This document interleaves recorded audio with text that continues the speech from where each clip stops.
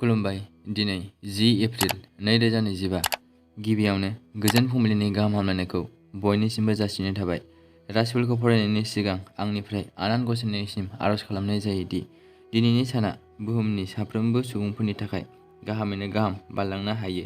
जेबो खैफोद आफोद जायालासे फैदो दानिया दिनैनि राशिफलखौ खोनासंलांदिनि। गिबियावनो दङ मेष राशि। हा एबा सम्पथिनिफ्राय मुलाम्फानि जाथावना।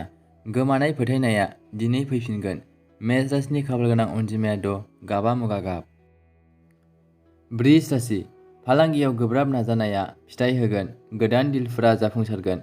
वृष राशिनि खाफालगोनां अनजिमाया 8, गाबा गोजा। मिथुन राशि।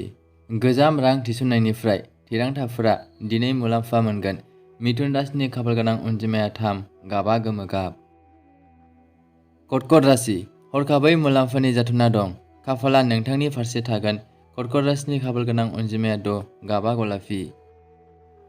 सिंह राशि। खरसानि सायाव सामलायनाया गोनां। दानो रां थिसननो नाङा। सिंह राशिनि खाफालगोनां अनजिमाया 11, गाबा निला गाब। कन्या राशि। बाजेटाव थाबाय था। नाङै खरसाफोरखौ बासाय। कन्या राशिनि खाफालगोनां अनजिमाया 8, गाबा सोमखोर गाब। तुला राशि। गोदान मावथांखिया मुलाम्फा गोनां जागोन। तुला राशिनि खाफालगोनां अनजिमाया 7, गाबा गोमो। वृश्चिक राशि। दाहानिफ्राय उदां जानायनि सम जाबाय। वृश्चिक राशिनि खाफालगोनां अनजिमाया 4, गाबा गलाफि। धनु राशि। स्टक मार्केटआव मुलाम्फानि जाथावना दं, नाथाय सांग्राङै सान। धनु राशिनि खाफालगोनां अनजिमाया 9, गाबा गोथां।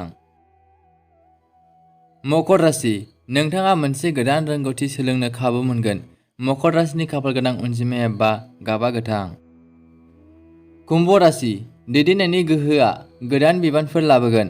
कुम्भ राशिनि खाफालगोनां अनजिमाया 1, गाबा खमला गाब। मीन राशि। खरसाखौ हमथानानै दोन। ओरैनो गारनाया खहा खालामनो हागौ। मीन राशिनि खाफालगोनां अनजिमाया 2, गाबा गुफुर। दिनैनि राशिफोरनि एसेनोसै। गोजोन्थों।